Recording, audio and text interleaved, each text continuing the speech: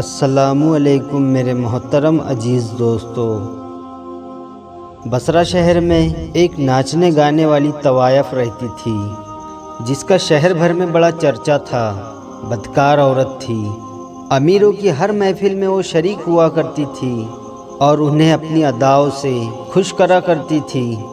اس کے ساتھ بہت ساری اور بھی عورتیں تھیں جو حرام کاری کیا کرتی تھی۔ ایک دن وہ اپنے ہمراہ عورتوں کے ساتھ کہیں جا رہی تھی کہ راستے میں ایک مقام سے اسے بہت سے لوگوں کے رونے کی آواز آئی۔ وہ طوائف بڑی حیران ہوئی، وہ سمجھی کہ کوئی ماتم ہو گیا ہے۔ اس نے معلوم کرنے کے لیے تحقیقی حال کے لیے اس مقام پر جانا مناسب سمجھا اور تحقیقی حال کے لیے اس مقام پر پہنچی۔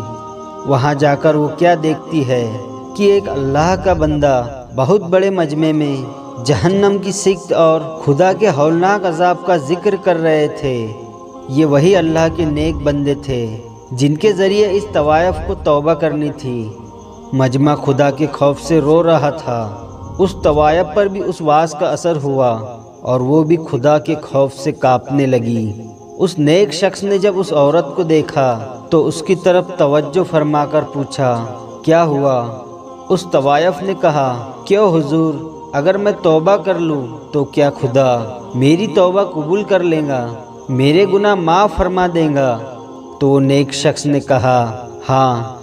طوائف نے کہا، مگر میرے گناہ بے شمار ہیں، میں بڑی بدکار عورت ہوں، میرے گناہ اتنے ہیں کہ آپ بھی سنو گے تو حیران رہ جاؤ گے۔ وہ نیک شخص بولے، تم ہو، خدا کی قسم، اگر بصرہ کی مشہور طوائف بھی توبہ کرے تو خدا اسے بھی معاف فرما دے گا۔ اس نیک شخص کو یہ پتہ نہ تھا کہ یہ وہی طوائف ہے۔ وہ اسے ایک عام عورت سمجھ رہے تھے اور انہوں نے ہدایت کے لیے ہی کہا تھا۔ اس طوائف نے جب اس نیک شخص کی یہ بات سنی کہ اگر یہاں کی مشہور طوائف بھی توبہ کرے تو خدا اسے بھی معاف فرما دے گا، تو طوائف روتے ہوئے بولی، جناب سنیے، میں ہی وہ طوائف ہوں اور آج سے سچے دل سے توبہ کرتی ہوں کہ آئندہ کوئی حرام کاری یا کوئی گناہ نہیں کروں گی۔ اور اس کے بعد وہ اپنے گھر کو لوٹ گئی اور اپنے سب ہمراہ عورتوں کو آزاد کر کے اپنا سارا مال غریبوں میں تقسیم کر دیا اور خدا کی عبادت میں مشغول ہو گئی۔